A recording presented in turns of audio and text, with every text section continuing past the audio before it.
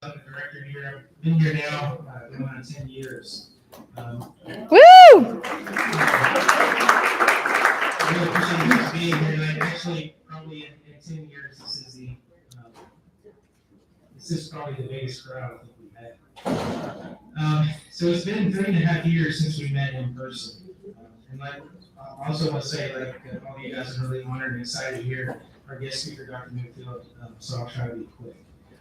I'm really actually up here tonight to tell you guys that I'm really not running the home.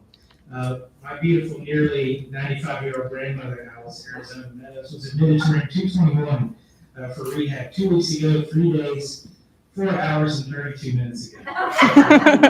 So, this is her. She's down the hall. If you want to hear a little hot tea about me, she'll tell you some things.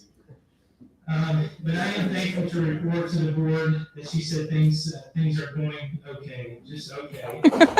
But she really hates being here with all these old people. Actually, my grandmother couldn't be more proud of her grandson for what we've accomplished the last 10 years since I came to the home. She, like all her other patients, have received excellent care and attention. She will complete her rehab soon and be discharging home, or she'll be leaving her home. I come to you tonight in a much different position than our last in-person meeting in 2019. Back April 2019, there was so much excitement in the air. We were getting closer to completion of construction of the largest rehab in the city of Memphis. We were ranked best skilled therapy provider in Memphis, and we were ranked #1 in the state of Tennessee for skilled care. Fast forward to March 2020, we were locking down our facility to outside visitors, placing staff in masks way ahead of government mandates. But even through COVID, we still had many successes.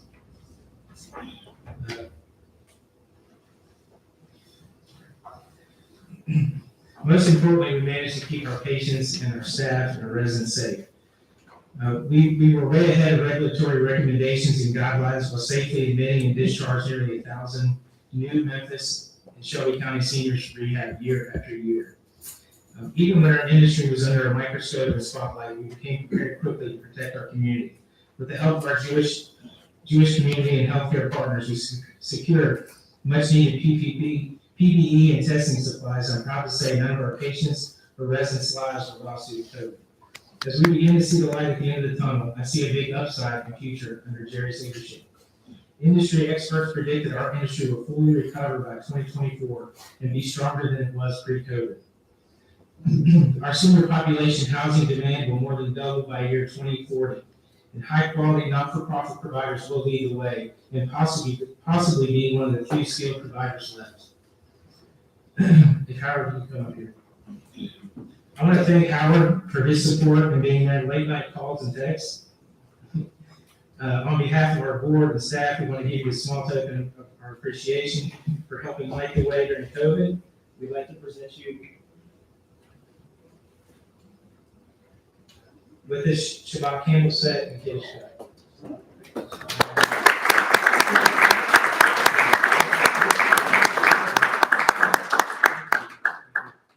I also want to thank our entire board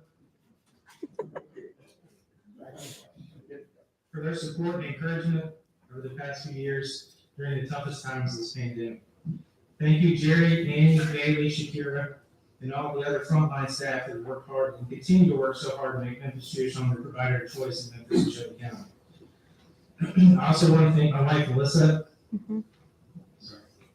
for putting up with me these long days and nights. So now I'm going to turn it over to Howard for his report.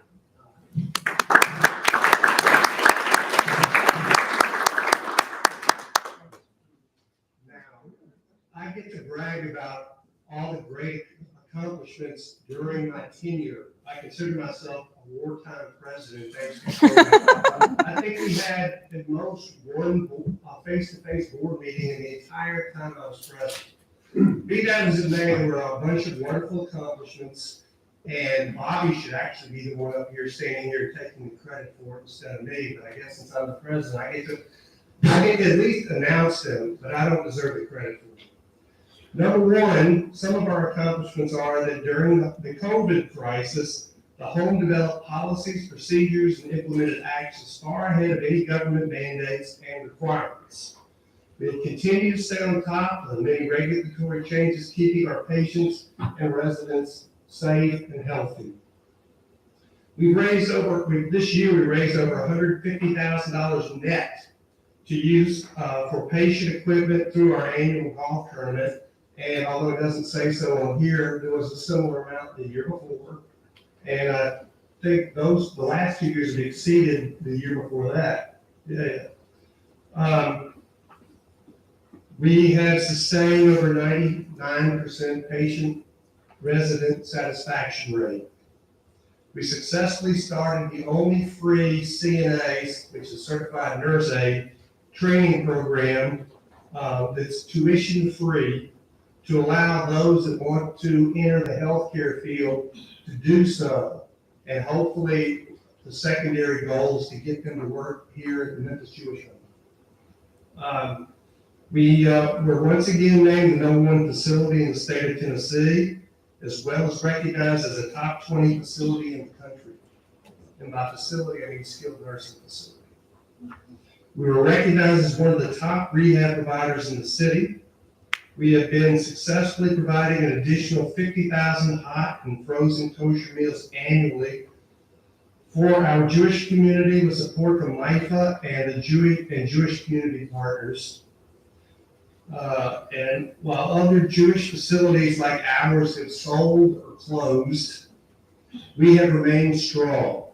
We've kept our census up, we've controlled operational costs, and we will continue to remain strong for the future. So, again, Bobby and the staff truly deserve all the recognition for everything I just read.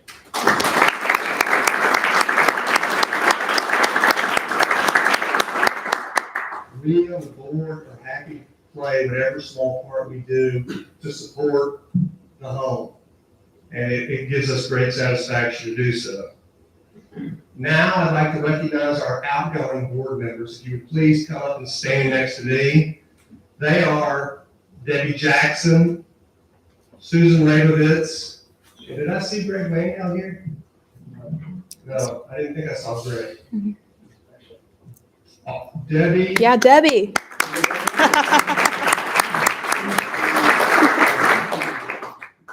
Thank you very, very much for your service to the board. You've been a great asset to the board. What, 4 years? Well, just because you're on the board doesn't mean you don't need to volunteer. I hear that. We have a sympathy box for you. To thank you in recognition of your service to the board and to the home. Thank you so much. Thank you so much.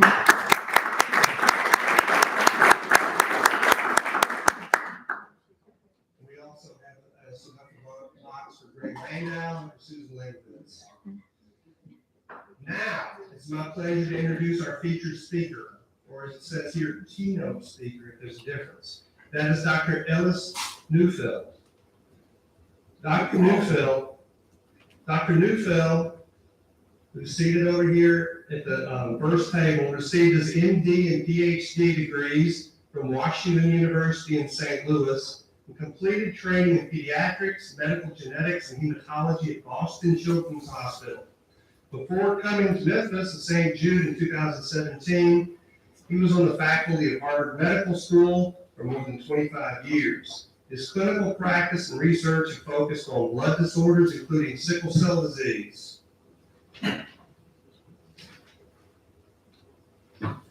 Is it thalassemia? Thalassemia, ITP, and hemophilia. Dr. Neufeld is now the Executive Vice President and Clinical Director, which means Chief Medical Officer, at St. Jude Children's Research Hospital, where he holds the John and Lorraine Thrasher Chair in Pediatric Medicine. Among several national and international leadership roles, he serves on the board of external experts for the National Heart, Lung, and Blood Institute at the NIH. He lives in Midtown and is proud to be a transplanted Memphian, and we're proud to have him as a transplanted Memphian. With that, if you would come up, Dr. Neufeld.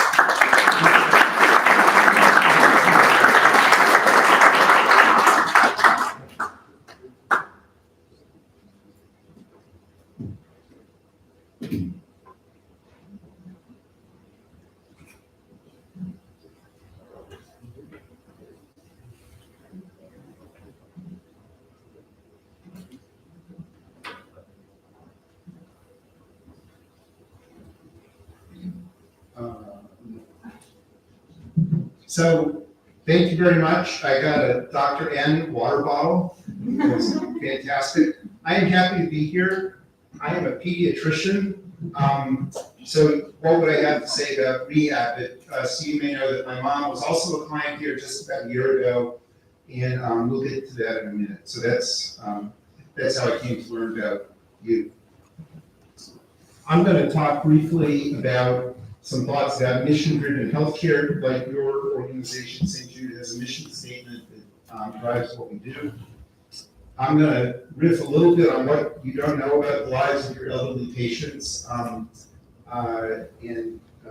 see where that takes us, and just a little bit about my family and heritage, since Bailey asked.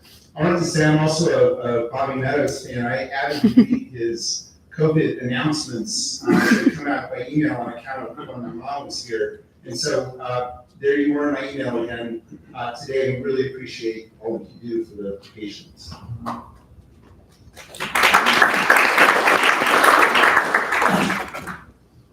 So my mom is 94 this year. My dad passed away in 93 in 2020.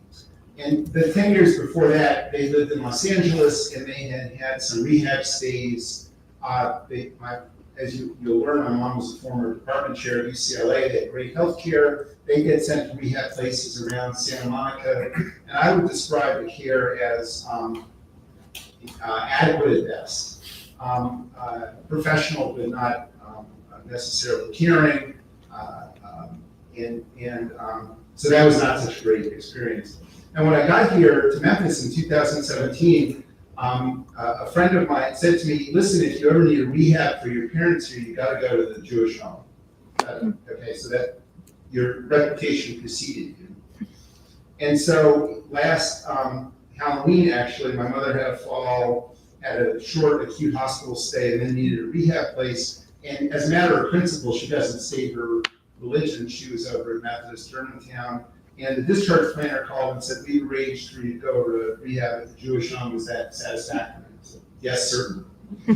I must say that even during the pandemic with the visitation limits, our family had a great experience with all the people we interacted with. So thanks to your staff also for that.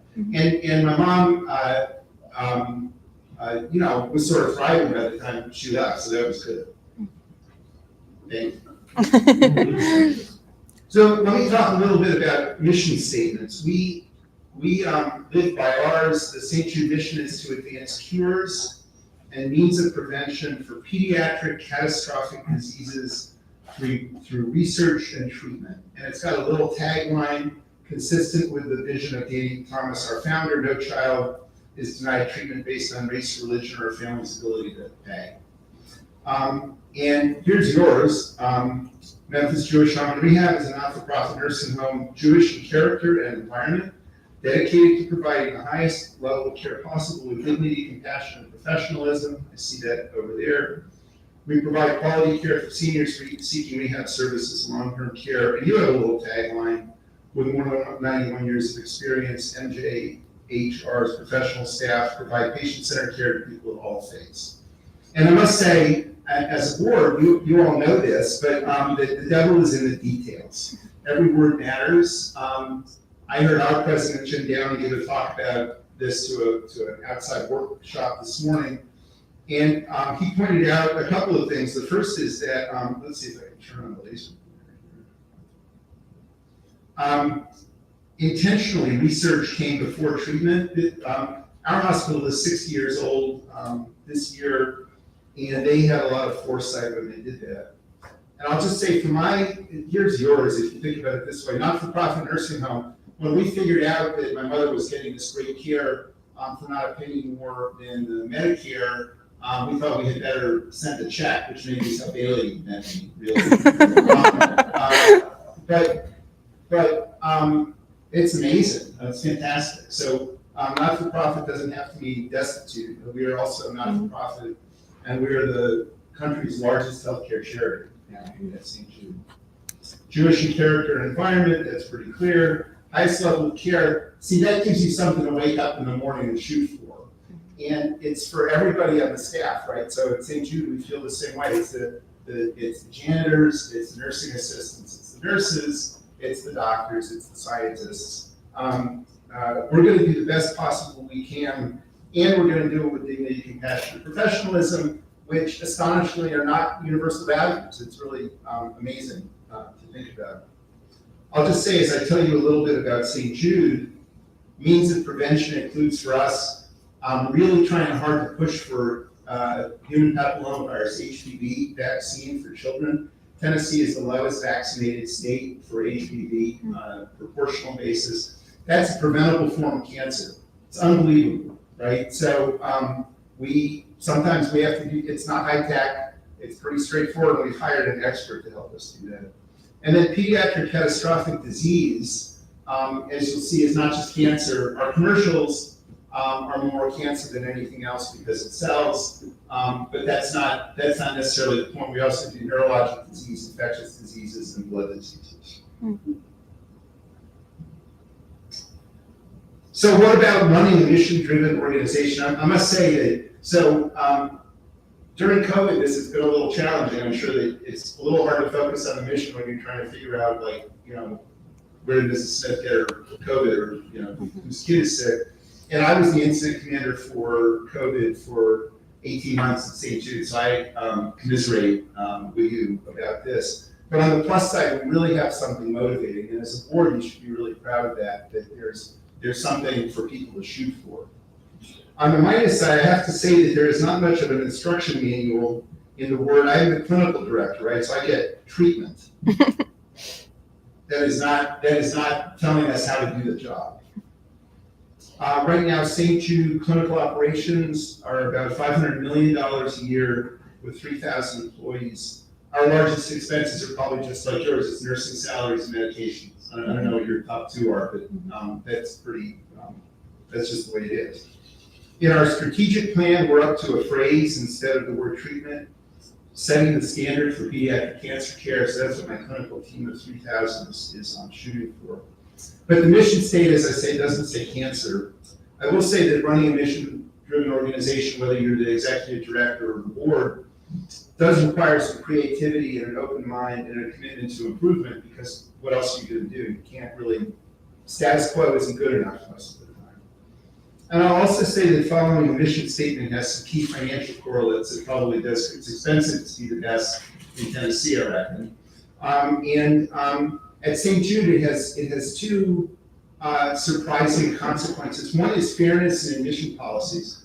You can't get into St. Jude because you're rich. It's really interesting. So where I came from before, we had an Arabic translator on morning rounds in oncology because we were selling at full freight, full rate care to patients from the United Arab Emirates because they could afford to pay full rate. So it doesn't work at St. Jude. Because our founders said you got to be able to come if you're poor, if we give the beds to people who are well-to-do, there would be less beds for poor people.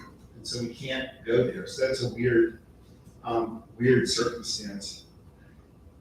The other thing is we do carefully define what we do or don't pay for as a hospital, but it's true that we never send a bill to patients. We bill insurance, we bill Medicaid. We have contracts with 48 Medicaids. Imagine that. So that's pain. But we never send a bill to the patient. What about leadership roles in mission-driven organizations? So one obvious thing is to make sure everybody knows the mission. So I'm just saying this to you as a board because this isn't obvious. You could have a mission statement that was buried somewhere. Yours is out there in public for people to see. And I gather since you're number one, you mean it. But this is actually our leadership. We spent a lot of time on this through a set of shared values. Making sure the mission is always front of mind. As I say, the pandemic has made that really hard. Of course, you have daily challenges, payments, budgets, regulators, legislatures, but that's super important for a mission-driven organization. Mission statements are only words on paper if the board and leaders and middle management and frontline staff don't aim to put them into play. So it feels to a patient's family like you're doing it. We really shoot for that every day. And then style matters, and I must say that different styles work differently for different individuals. I'm on the pragmatic side. My boss, Jim Downing, our president and CEO, if you've heard him talk, he is really good at soaring rhetoric. I'm a little jealous of that. I think he practices it. He's had to practice it a lot. And then personal interactions. Our chief nurse just does really well one-on-one with the nurses to cajole them. I don't think she much likes public speaking, but that's how she does it. So as I say, we're 60 years old. We opened on February 4th, 1962. We were following Danny Thomas's vision, this idea that no child should die in the dawn of life. He opened in Memphis instead of Los Angeles because he meant to open in a majority black city at that time in the civil rights movement. So that's sort of baked into who we are. The picture here is from an opening ceremony that year. That statue of St. Jude still stands in front of the patient care center. Danny Thomas was Lebanese Christian. I don't know that all of you know that. There's a strong Lebanese connection in our board. Our fundraising organization is the Lebanese Syrian Associated Charities, American Lebanese Syrian Associated Charities, ALSAC. But the hospital is rigorously non-denominational. So board meetings open with a prayer in the name of Abraham, Jesus, and Muhammad. You also might know that St. Jude Thaddeus is the patron saint of hopeless causes.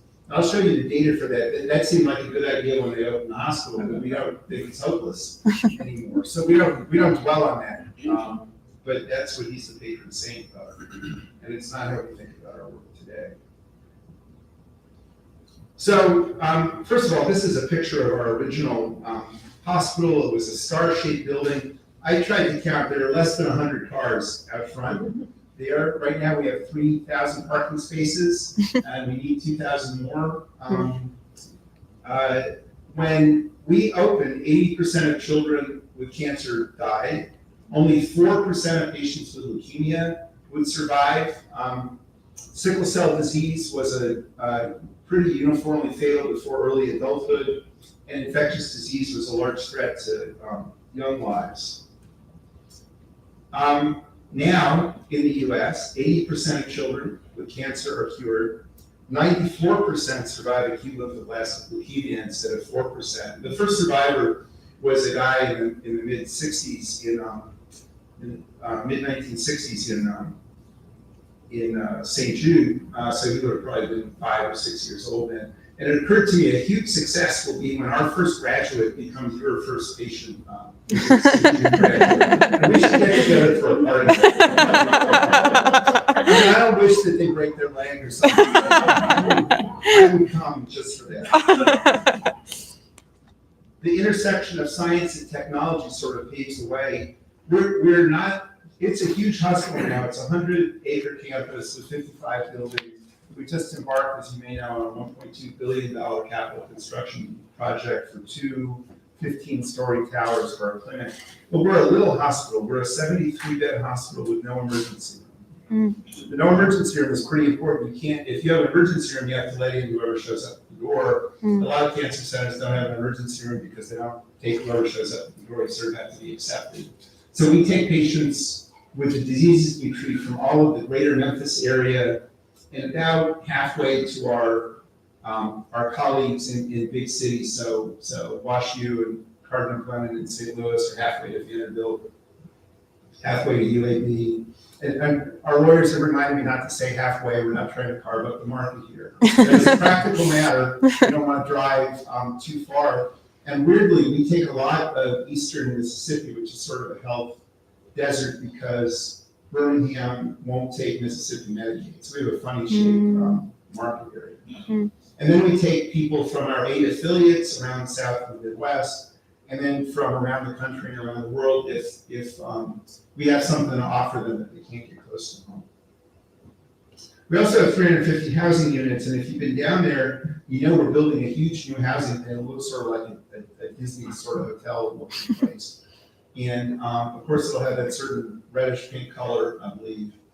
And it'll have 140 new 2-family rooms, because two-room apartments, because on an average day in a non-pandemic day, we use about 50 hotel rooms around downtown for our adult patients who come back for long-term follow-up on research projects about long-term survival. So since 1962, St. Jude has cared for children of all children, regardless of race, religion, or financial status. We started with sickle cell disease. So one of our first projects was sickle cell disease. That's Lemuel Deggs, who was one of our leaders. 95% of US children survive to adulthood with sickle cell disease today. I told you ALL isn't fatal because of work done at St. Jude, but also elsewhere. I'm not completely bought into the St. Jude myth all the way, but St. Jude was a huge part of the treatment. And you may or may not know that the folks taking care of the cancer and sickle cell patients figured out that the better nourished children from the suburbs were doing better with the cancer and sickle cell disease than the less well nourished kids from the inner city. And that led to a nutrition program that became WIC today. So that started at St. Jude too. So we often ask, if not St. Jude, then who? And we're turning our sights elsewhere. So we're doing about as well as you can do with leukemia in the United States. And even so, 1 in 5 children with cancer in the United States will die. Globally, 4 in 5 with cancer will die. So some cancers are incurable. We haven't lit that yet. And people who relapse, even with leukemia, do much worse than people who start at the beginning. Cures for sickle cell disease remain elusive. There are more treatments, but curative therapy has been hard to come by. And now we've turned our sights on pediatric neurologic disease. And these are diseases that lack curative treatments, but now fundamental science is paving the way to understand some of these really bad brain diseases, just the way that we began to treat leukemia in the 60s and 70s. And so our idea is we'll start now on gene therapy for some of these rare brain diseases. And then COVID has convinced our board that yes, infectious diseases are still important. And so we're starting a huge new effort. We just hired 1 new chair of infectious disease. We're hiring a laboratory effort.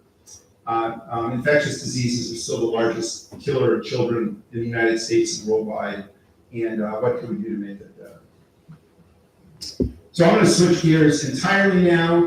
Again, this was negotiating with Bailey, but I'll just did my Jewish heritage inform any of this? Maybe not. You may know I'm not a particularly religious person.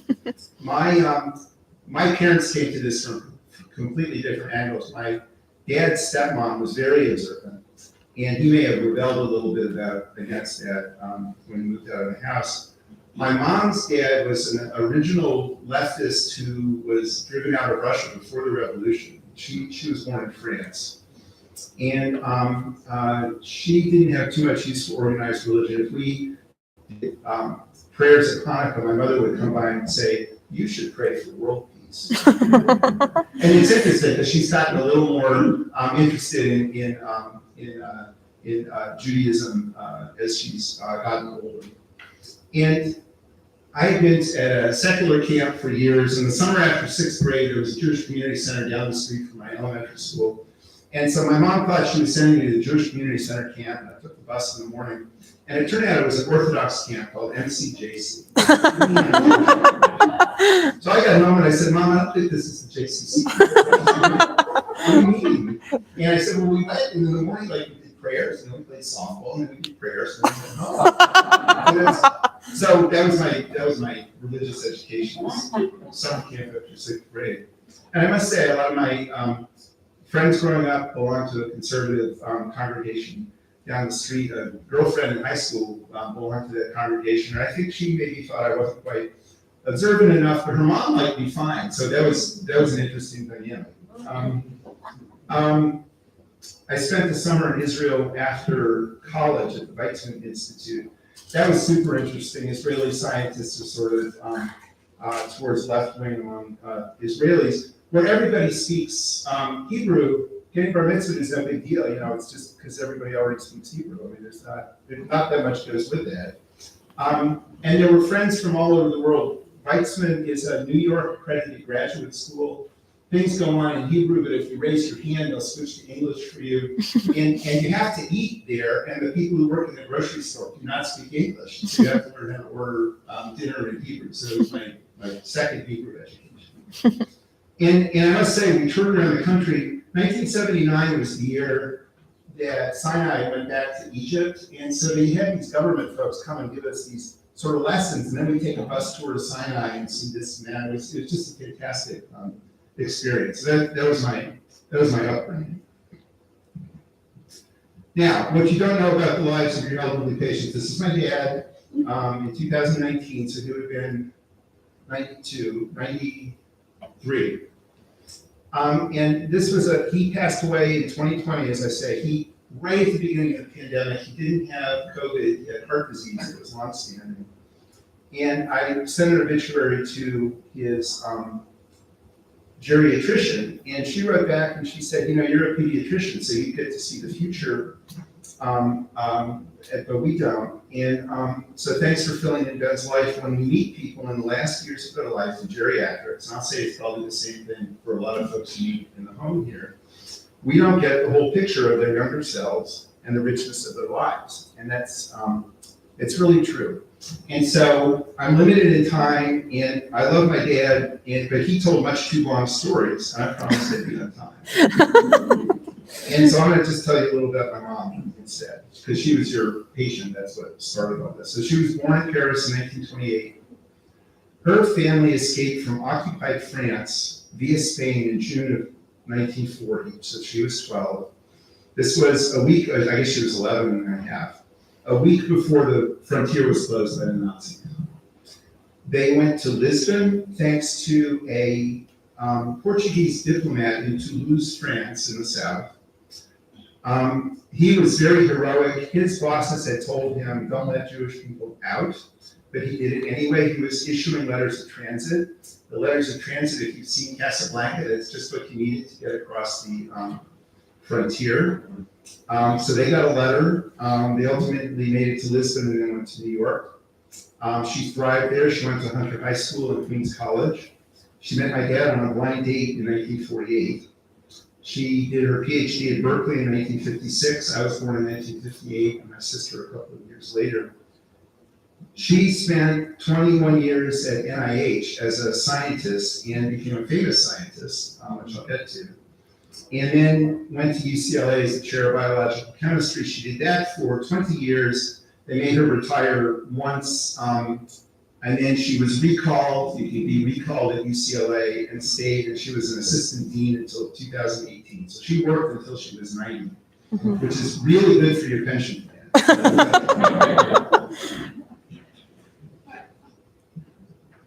So she discovered the biochemical basis of a whole family of diseases that's led to treatments of more than 10 illnesses from there. She was elected to the National Academy in 1977, won the Lasker Award in 1981. The Wolf Prize comes from the President of Israel. She won that in 1988, and she won the National Medal of Science in 1994. And she was also a great mom. And I must say, she cooked dinner for my dad every day from 1951 till they moved to a senior home in 2019. Every day. So it's unbelievable. He was a terrible cook.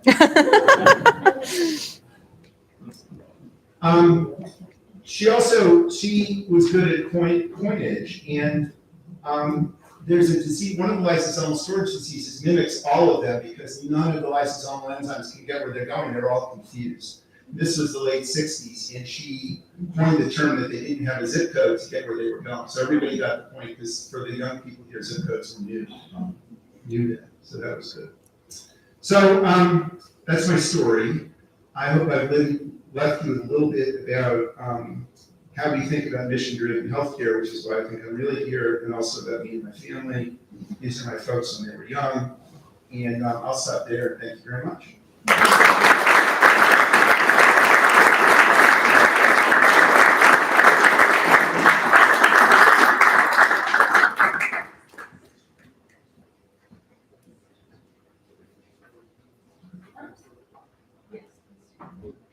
I'll stay. Wow, what an unbelievable speech. Thank you so much. I'm so glad I added you on LinkedIn, and then we kept talking, and I learned about your mom, and I learned about you, and invited you here today. So thank you so much for coming tonight. Just a thank you for speaking and addressing us. We got you a small gift. First, most importantly, we got you a Memphis Jewish Rehab golf towel. So you can use this. This is for our 30th annual tournament a few weeks ago. But we also got you a Gary Rosenthal menorah that you will hang it in your home, and when you see it, you think of Memphis Jewish. So thank you so much.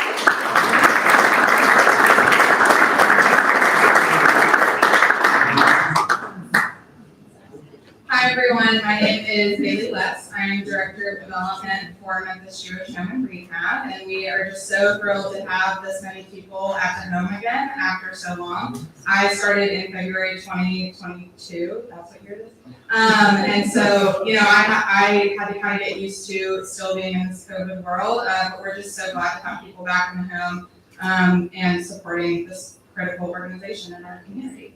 And so tonight I'm fortunate enough to just to share a few moments and a quick thank you for our Legacy Society members. So these people up here on the screen have decided to not only take care of the home and support the home during their lifetimes, but also afterwards. They're ensuring the sustainability of our organization, which is just so critical and so vital. We've been really proud to serve this city for 95 years and plan to for 95 more. And so I'm just so grateful for this commitment to our seniors, our neighbors, and our friends. I know one day I may be back here, and so, you know, it's always important to have people who are going to support the home in perpetuity. So if any of our legacy donors, if your name is up here, I would love to just take a moment to give a round of applause for them. If you would like to stand, please rise.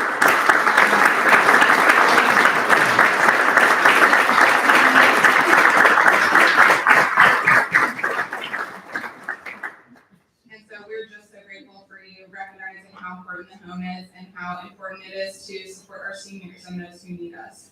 And then, not on the agenda, but a special addition, I would like to quickly invite up Laura Linder from Jewish Community Partners of Memphis Jewish Federation. They're a really valued partner of ours. They give us an extremely meaningful gift every year and help us keep the home going. And so, Laura, please come on up.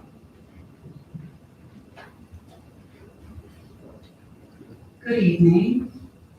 Memphis Jewish Federation, Lions of Judah, created the Women in Leadership Committee in 2018 to recognize extraordinary women of achievement who enhance our Jewish community. I am proud to be here this evening to recognize and honor my friend Jerry Moskovitz as she steps into her new leadership role as board president. In her honor, we have dedicated a beautiful piece of artwork donated by Michael Gutierrez that hangs right behind the elevators. Thank you so much, Jerry, for all you do for our community, and mazel tov on your election as president of Memphis Jewish Home and Rehab.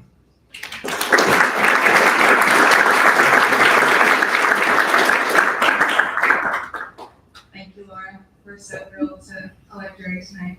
And with that, we are going to officially nominate and elect our slate and running board members. So Scott Novich and Nate Moskovitz, come on up.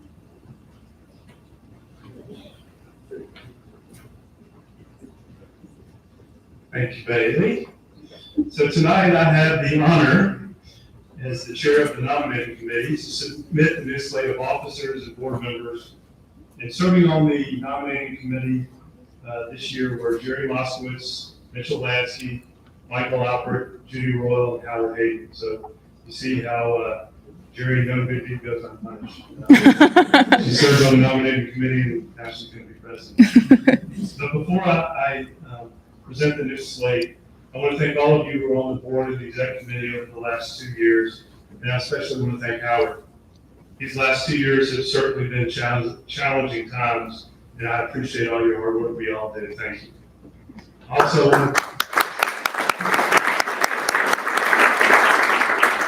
this will be my last official duty as a member of the exec committee. I want to say a special thank you to Bobby for the last lots of years that we've done this together. I've challenged you, I've questioned you, and you've endured all of those things, and I appreciate your friendship. I appreciate what you've done for the home. We all appreciate what you've done for the home and where you brought it. We really do.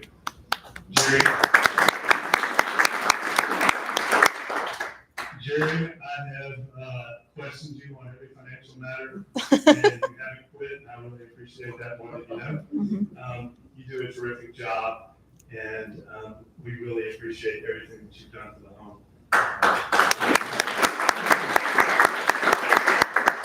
The last person is Andy here. Andy's not here, but Andy deserves a shout out always. Andy's been here for how many years, Bob? 27. 20 years, and we hope that she's here for another 20.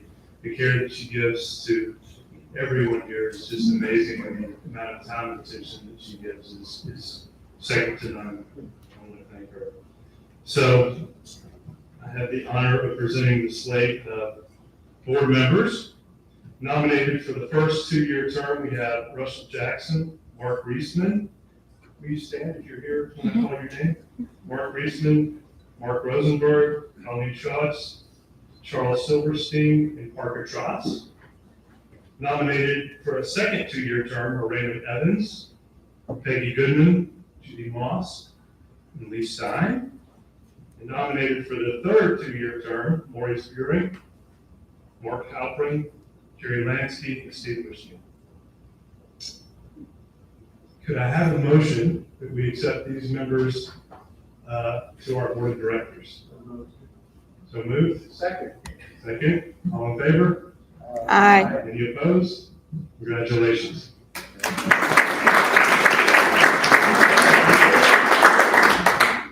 So the officers I would like to now tell you about. Jerry appointed 4 presidential advisors. As I call your name, please stand up. First presidential advisor is William T. Weiss. Only one in the middle of William T. Oh, no, Jennifer E. Jennifer E. Roberts. Nat Landau, who is at Basic History and sends his best wishes. Hal Fogelman. Our immediate past president, Howard Hayden. Our general counsel, Mitt Mayer. Our secretary, Ginger Gruber. Our treasurer, Michael Alpert. Vice president, Bob Eastman. Vice president, Mitchell Lansky. President, Jerry Oswitz. A motion to elect this as our exec committee for the next 2-year term. So moved. Second? Second. All in favor? Any opposed? Congratulations.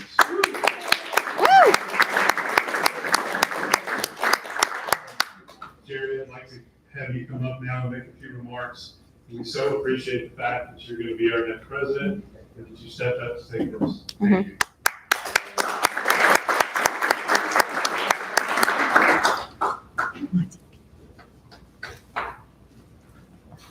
Well, after hearing Dr. Neufeld, I'm going to mention my parents are not as they were fabulous, and this news has a lot to do with them.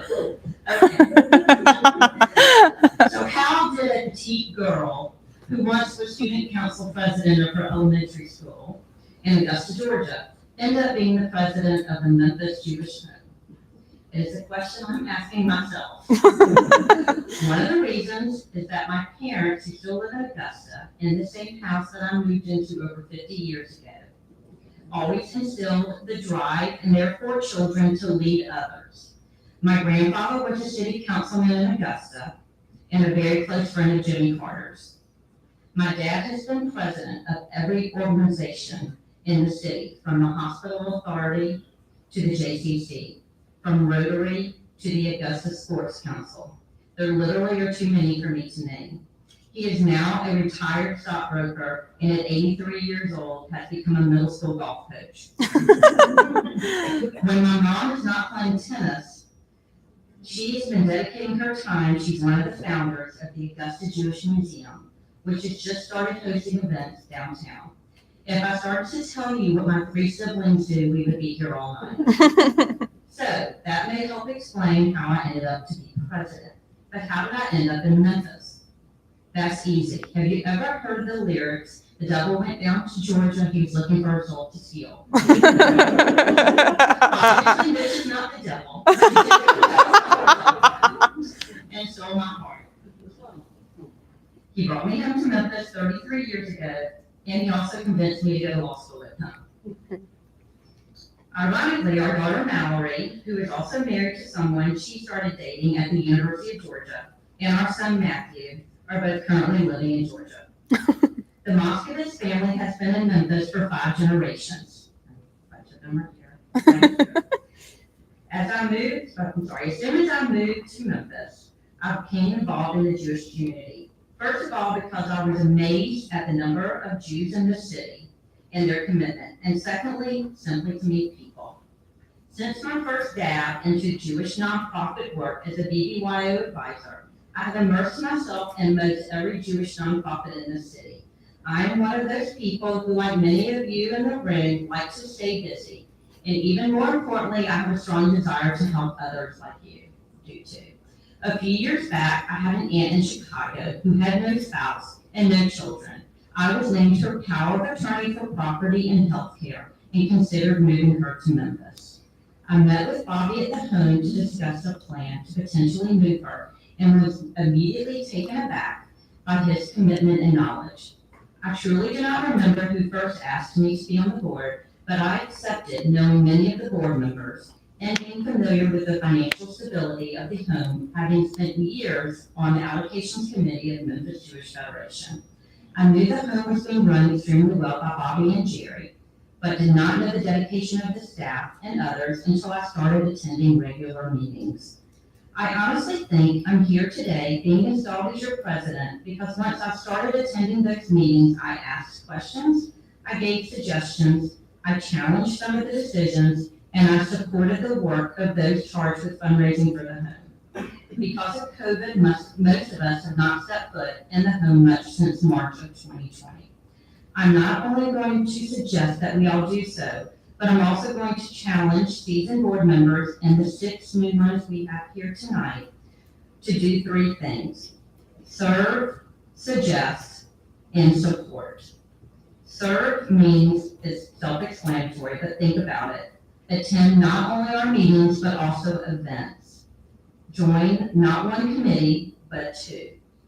Suggest. Please provide input at meetings. If you don't understand something, ask questions. If you have an opinion on an action we are taking, state it. And finally, support, both financially and compassionately. We all owe it to Bobby, Jerry, and Bailey to come visit and to ask what we can do to help. The home is recognized as the top in the region, and our board is fortunate to include expertise in many areas. Please remain available for those here and for me. I appreciate all of your support, and it's an honor to be in this position. Thank you.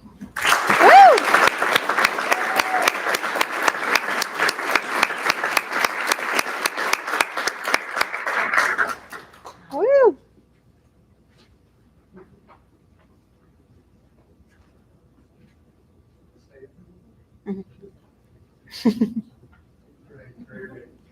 It's our pleasure at this time to present the Aaron Brenner Award. And we do it with great joy. Aaron Brenner, of blessed memory, was the home's 6th president. He served on the board of directors for more than, how many years, Bailey? A lot. A long time. He was instrumental in establishing the organization as a core Jewish agency in the city and ensuring its sustainability and longevity. There have only been 21 awardees. I need to put my glasses on.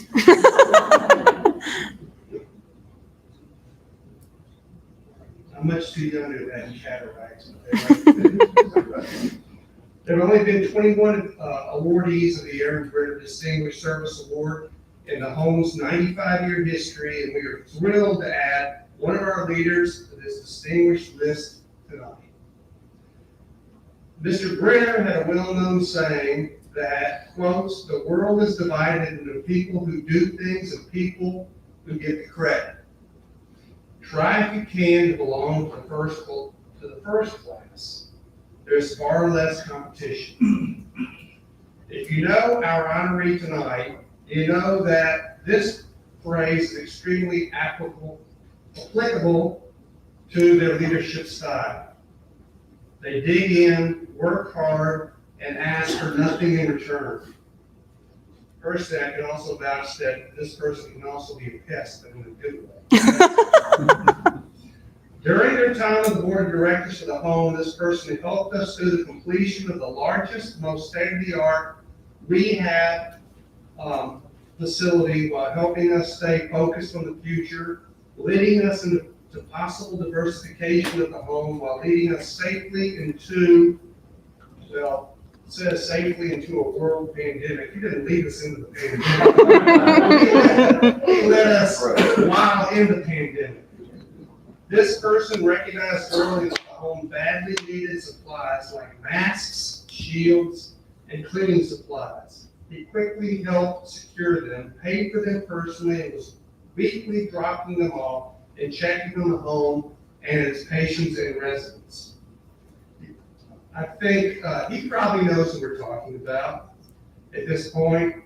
But I'm proud to announce my dear old friend who I used to go on summer vacations with when we were all little bitty boys, with our parents, of course. That is Scott Novich.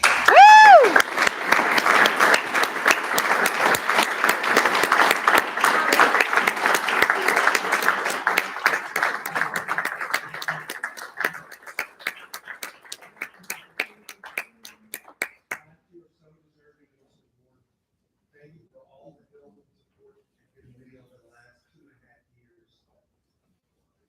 Thank you.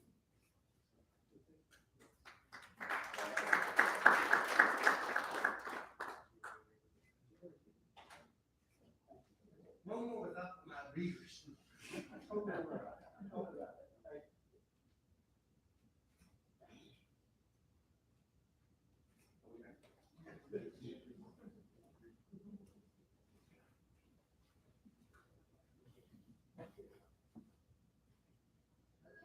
So we appreciate everybody coming. I think that you're going to probably make it home before the end of the grocery town. And I look forward to seeing you at our very first meeting, which you'll have to take to the calendar, but I think it might be November 9th. Mhm. No, 19th? December 19th. 9th. All right, I'll see all y'all November 9th. Mhm. Thank you so much. Woo!